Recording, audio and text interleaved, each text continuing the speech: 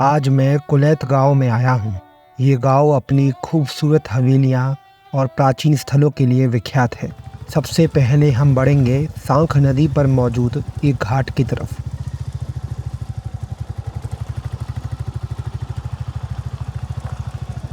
सांख नदी के आसपास कई पुरानी सभ्यताओं के अवशेष मिलते हैं। जैसे हमें जो घाटी गांव क्षेत्र में रॉक पेंटिंग्स और शेल्टर मिले थे, वैसे ही यहाँ पर भी शेल्टर्स जैसे पहाड़ में कटाव दिखते हैं, लेकिन यहाँ कोई पेंटिंग तो नहीं दिखी। यहाँ नीचे एक पुराना घाट भी बना हुआ है जिसके बारे में गांव वालों को ज़्यादा नहीं पता, लेकिन उसी के पास ही सिंधिया काल का भी एक खूबसूरत घाट बना है।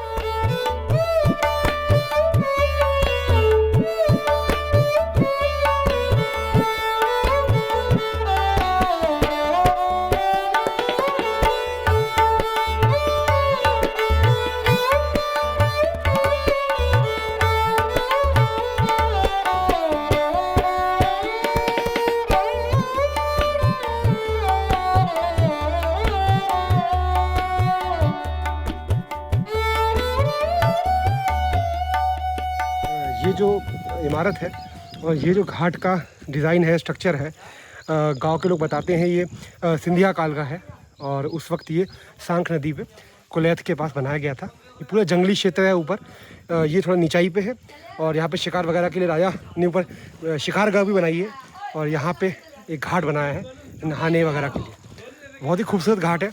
बनारस वगैरह में जाते हैं तो हमें इस तरह की खूबसूरत घाट देखने को मिलते हैं।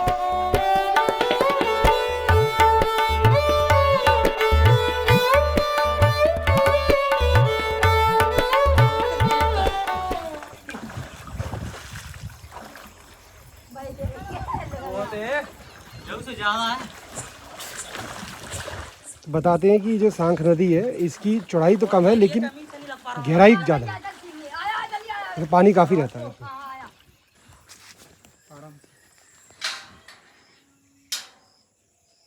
पहले लोग यहाँ आने से डरते थे, फिर बाद में एक भागवत हुआ और फिर आना जाना स्टार्ट हुआ। एक संत भी रहे यहाँ, फिर जो गांव के लोग हैं वहाँ उन्होंने ये सारे पेड़ वगैरह और जो भी मतलब किया उन्होंने किया।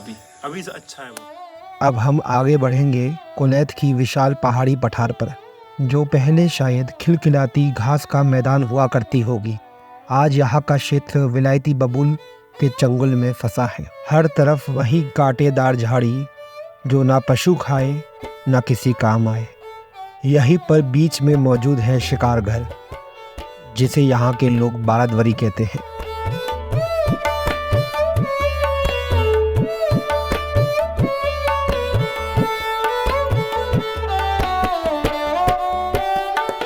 इसी इमारत से जुड़ी एक कहानी के चलते हम यहीं पास में मौजूद इस गांव के देवता रघुनाथ जी के मंदिर पे आए हैं। आइए सुनते हैं इनकी कहानी। बताओ।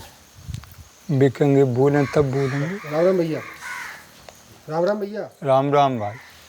भाई साहब, यहाँ पे जब हम आए हैं, यहाँ का क्या महत्व है? जय जो देवता है, देवस्थान है, और जो कोई दुखी हो तो बाकी भावना पूरी होता है, और जो कोई आगे पीछे की बात होता है 6-6 7-7 पीढ़ी तक बिन के घरे को देवता बिचन जाए के भूत मसान बिचन जाए तो बा लगा देते लेने थे रघुनाथ बाबा।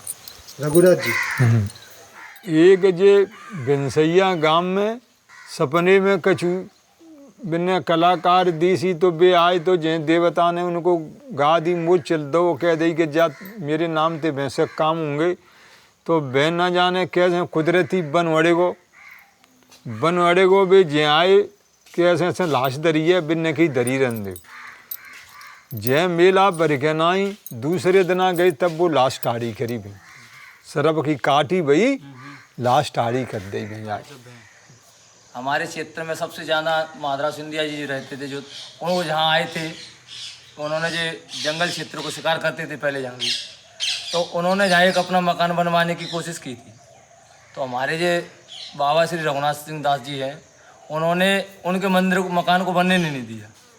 उनने कहा सपने में उनसे जा कर के कि पहले मेरे लिए बनवाओ ताकि बाद में आपका बनाने दूंगा। तो उनने आकर के जहाँ मंदिर इसको बनवाया, इसको बनवाया, उसके बाद में उन्होंने अपना बनाया या ऐसे कोई अपनी तांत्रिकता बताएगा ना, उसकी तांत्रिकता नहीं चलेगी। यहाँ ये खम्बा इसी के कारण लगाए हुए हैं बाबा ने। ये खंबा किस चीज़ का है?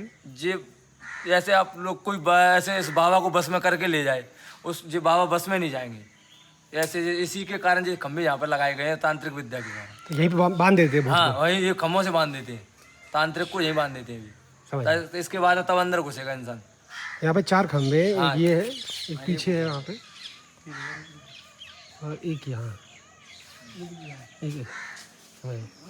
चारों खम्भे की एक दूसरे पर निगाह होगी, देखो निगाह मिला के चारों की एक सीन वो होगी, जोड़ बनेगा। अच्छा, और अब भैया नाती पंती वाली बात है गई है। उन्हें जय हीरा बखते देवता तो वो मन की बात है बता देते कि तुम ये विचार करके आए हैं और ऐसी ऐसी बात है गई है, और तुम आओ साधन अड़ जाते हो कि कछू है जाते हो, तो बैंकी कह देते कि बहन जी बात है गई। अब हम पठार से नीचे गांव में बढ़ेंगे। नीचे उतरते ही सबसे पहले आपको दिखेगी खड़े पाट की हवेली। इस गांव में 2 सबसे पुरानी हवेलियां हैं, उनमें से एक ये है। कई साल पहले जब तिगरा बांध टूटा था, तब यहाँ बाढ़ आने की वजह से ये इमारत थोड़ी क्षतिग्रस्त हो गई। आज इसमें ज़्यादातर पशु वगैरह ही बांधे जाते हैं।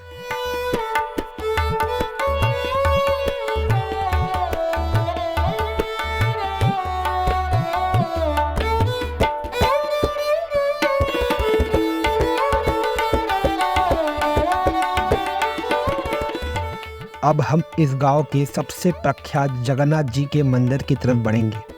इसी के पास में मौजूद है यहाँ की सबसे पुरानी हवेली, गुलाब सिंह राव साहब की हवेली। यहाँ पर अभी भी एक परिवार रहता है। ये खूबसूरत हवेली इस गांव की सबसे पुरानी हवेली बताई जाती है।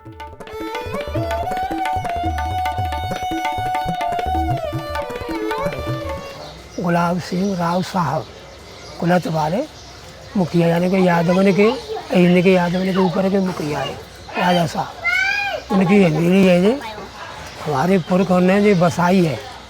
पुराना गांव था मैंने का जी, हमारे पुरख ने जी बसाई थी।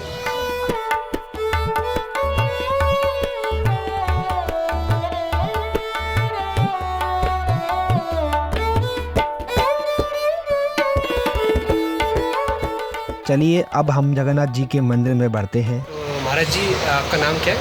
किशोरी लाल श्रीवास्तव। यहाँ जो हम लोग जगन्नाथ जी के आए हैं कुलैत में, हाँ। तो यहाँ का इतिहास क्या है? हाँ जी, यहाँ का इतिहास बड़ा विचित्र है, और परमात्मा ने यहाँ स्वयं मूर्ति रूप में आकर के एक साकार प्रत्यक्ष अपना प्रमाण दिया है। हम काष्ठ परिवार के हैं। हमारे सामले बाबा 9 साल की उम्र से सन 1816 से 44 तक उड़ीसा 7 बार कनक दंडौत देते हुए वो गए हैं। तो आकाशवाणी यही कुलैत का मंदिर भई बनवा लो, यहाँ मत आया करो।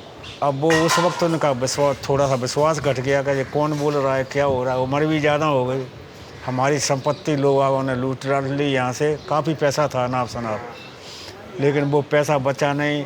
अब क्या करें, बड़े दुख प्रकट कर रहे। परमात्मा ने फिर आकाश में उनने स्वयं बताया है सपने में कि मैं स्वयं 1 घंटे के लिए आ रहा हूँ, आप प्रश्न जैसा कर सकते हो वैसा मुझसे कर सकते हो, आपको लकड़ी की मूर्ति जवाब देगी।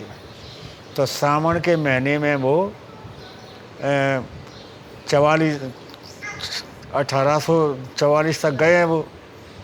तो 44 में वो यहाँ आए, और यहाँ आकर के आ गए तीनों मूर्ति। उनने पूछा कि जगन्नाथ क्या चाहते हो आप? तो उनने कहा आप कौन हो? कहीं मैं परमात्मा हूँ स्वयं। कहीं लकड़ी में कैसे, कि तुम्हें इससे क्या करना है, जो पूछना है तो पूछो। तो कहीं हम जो है मूर्ति के आदेश मिले, और आप भी कह रहे मूर्ति बनाने की, तो मूर्ति तो बनवा लेंगे, लेकिन हमको प्रत्यक्ष प्रमाण तो मिले तो हमारा मन माने। कहीं प्रत्यक्ष प्रमाण कैसा चाहते हो कि हमारा खाना बंद हो जाए, और अगर आप आना चाहते हैं तो मूर्ति के रूप में खाना खाएं जहाँ। कहीं कैसे, कहीं अभी आप बताओ, आप लकड़ी मूर्ति में हो। तो उन्हें खाना खाया, सब भोजन बना करके थाली में रखे, उन्हें खा लिया। कहीं और क्या चाहते हो, कहीं अब तो आप देना चाहो सो दो। कहीं मैं चावल खाता हूँ उड़ीसा में, और वहाँ पकते हैं, आपके जहाँ भी पकेंगे। और आपके यहाँ वो 4 टुकड़े होंगे हर एक बर्तन के, चारों दिशा को भोग जाएगा। उसमें से जितना मुझे लेना होगा मैं लेता रहूँगा और आपको सुख शांति मिलेगी। बाद में प्रश्न आया कि वो चले गए 1 घंटे में, जितनी सब बातें हुई हैं। अब फिर वो अब पैसे नहीं है, लकड़ी चंदन लकड़ी कहाँ से लाए, ये चंदन लकड़ी की मूर्ति के किए गए हैं। तो अब फिर दुखी हुए। तो फिर सपना हुआ कि मैं सावन के महीने में आपकी नदी में बह कर के आऊँगा और 3 चेहरा बने हुए आएंगे, जगन्नाथ जी, बलदाव जी, बहन समुद्रा, और उसी में से लकड़ी में से मेरे हाथ लगवा देना।